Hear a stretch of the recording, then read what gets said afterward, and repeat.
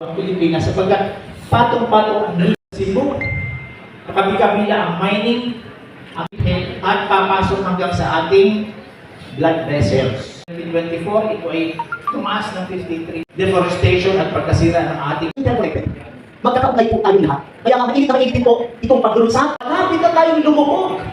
Lahat po tayong apektado. Conditions. Pero, naranasan po natin, no?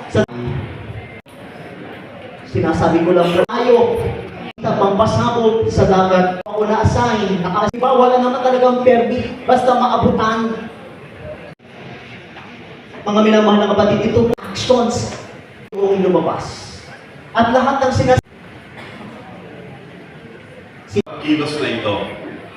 Ibig sabihin, anong hugot ng diocese? Ang pagkilos pastoral ay ipinapanganak sa encounter ng sitwasyon at ng ebanghelyo. Pag nakita yung dalawang yan, hindi pwede ang simbahan, hindi niya pwede ituro ang katuruan ni Kristo. Sa pagtatakbo ng sitwasyon at ng ebanghelyo, ay isang moral responsibility ng simbahan. Ibig sabihin, parte ng pananampalataya natin na tumugon at alagaan ang ating kalikasan. Okay po? So, yeah. At isasama na po namin ni Father Philip ang datang makukuha dito para may pagkilos na pastoral sa mga parokya. Meron din tayong gagawin na pastoral planning sa Diocesan Commission para po sa inyo lahat.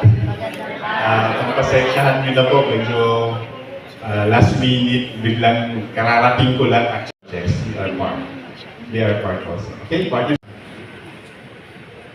Hindi na siya tatakbo para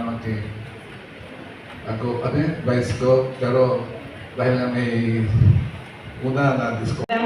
Year of our Lord, Carrillion Hall, Diocesan Compound, Barangay Gahonon, Daet, Camarines Norte. Signed, Reverend Father Ernie G. Sanchez, Ministry on Ecology Chairman. Signed, Reverend